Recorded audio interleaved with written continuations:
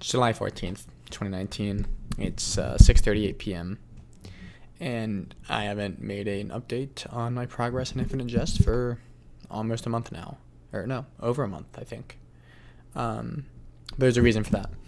Last month, or June, that is, I spent a month volunteering at a Young Life camp up in New York, which was an amazing experience. I would really like if you read my blog post about it, which will definitely be linked on the video here or in the description.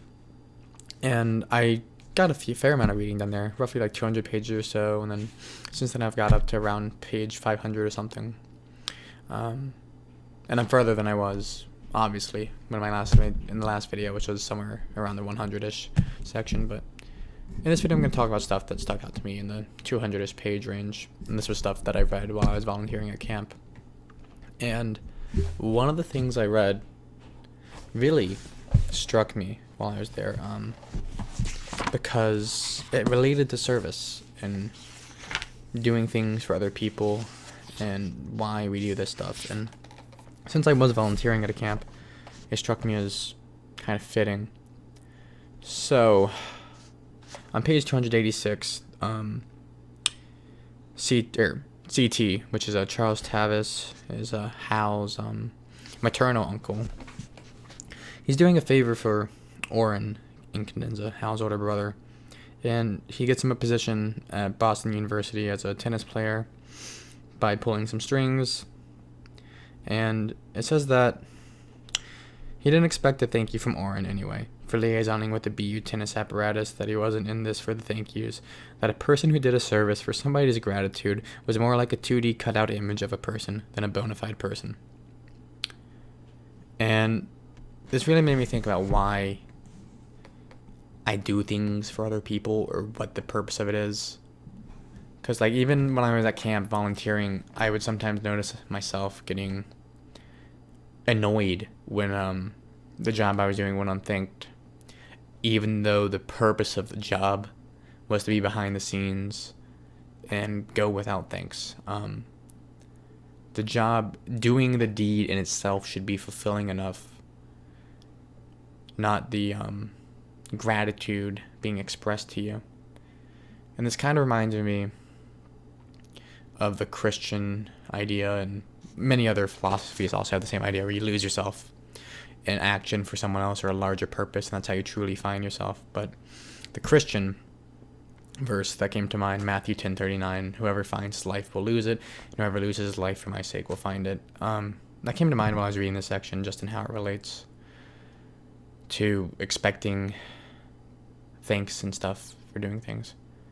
Another thing that came to my mind when reading this section is last month, right before I left for camp, I watched True Detective for the first time. And this made me think of one of the quotes from Russ Cole, who was played by Matthew McConaughey in there, which is, if the only thing keeping a person decent is the expectation of divine reward, then brother, that person is a piece of shit. While the reward here isn't divine, I think it very well lines up with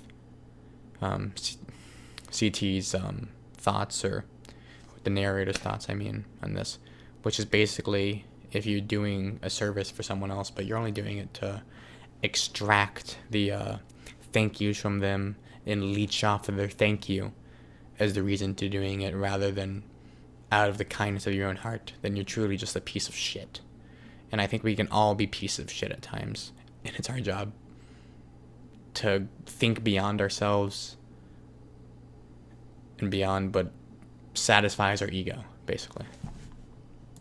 One other thing that stuck out to me in the 200-ish page range is yet another comment about empathy, or around the topic of empathy.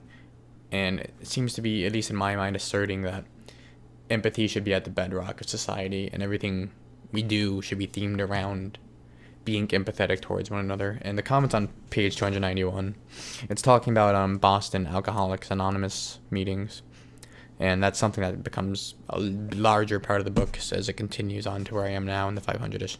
But It says, what Metro Boston AAs are trite but correct about is that both Destiny's Kisses and its dope slaps illustrate an individual person's basic personal powerless over the really meaningful events in his life, i.e., almost nothing important that ever happens to you happens because you engineer it. And when I look back on events in my life that have shaped me into who I am today, I wasn't at the time I took whatever actions I did actively envisioning they would get me to this moment in life where I am, reading this book, talking about it online with people, or any of the things I've done in my life. Most things that will propel you towards where you're heading aren't engineered by you. They're things that you get to interact with when they come your way, and it's up to you to decide how to interact with them. And it's foolish/boneheaded to think that you alone can engineer whatever you want to happen, because the world doesn't revolve around you.